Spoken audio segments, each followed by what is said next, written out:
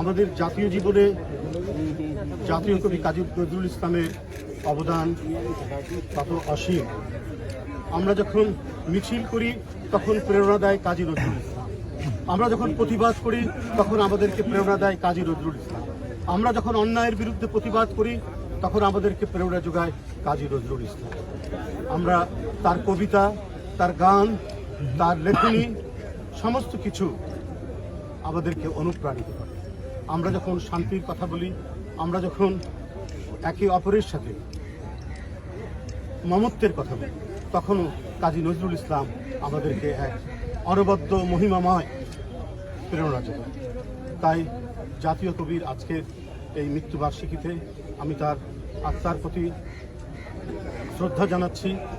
আল্লাহ তাকে বেহেশত নসিব করবেন এবং আমরা মনে করি আজকের এই গণতন্ত্রের ঘাটতির যুগে আজকে এই কথা বলতে যাওয়ার, স্বাধীনভাবে কথা বলতে গেলে যে নিপীড়ন নির্যাতনের এই যুগে এবং সর্বোপরি আজকে চারিদিকে একটা ভয় এবং অন্ধকারের মধ্যে আমাদেরকে জাগিয়ে তুলে কাজী নজরুল ইসলামের লেখনী। তো আমরা মনে করি যে কাজী নজরুল ইসলামের এই প্রেরণা কাজী নজরুল ইসলামের গোটা জাতিকে সমস্ত অর্গল ভেঙে, সমস্ত শিকল ভেঙে এগিয়ে যাওয়ার যে তাগিদ দেয়, সেটা এক অপরিসীম। আজ তার সেই কবিতা থেকেই বলতে চাই, আজ সৃষ্টি সুখের উল্লাসে আমরা নতুন করে সৃষ্টি করব গণতন্ত্র। আজকে অবরুদ্ধ গণতন্ত্রকে অর্গল মুক্ত করব। আমরা মানুষের স্বাধীনতা এবং নাগরিক স্বাধীনতাকে নিশ্চিত করে সৃষ্টি সুখের উল্লাসে এখানে আবার অরাজকতা, অমানুষা দূরীভূত করে সূর্যের আলো নিয়ে এসে এই বাংলাদেশকে ভরিয়ে তুলবে জাতীয়তাবাদী শক্তি, গণতান্ত্রিক শক্তি। বন্ধুরা আমার, আপনারা দেখেছেন আজকে কি চারিদিকে কোনো ন্যায় নেই, কোনো সত্য নেই।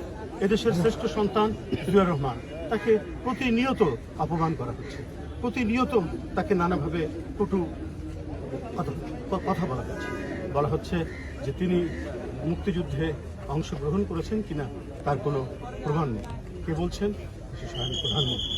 এটা কি তিনি বলতে পারেন? দেশের বরেণ্য একজন মুক্তিযোদ্ধা, সেক্টর কমান্ডার, স্বাধীনতার ঘোষক, তাকে নিয়ে প্রতিনিয়ত এই ধরনের কথাবার্তা চলছে। এটা আশার বাচালতা এবং যারা সত্যিকার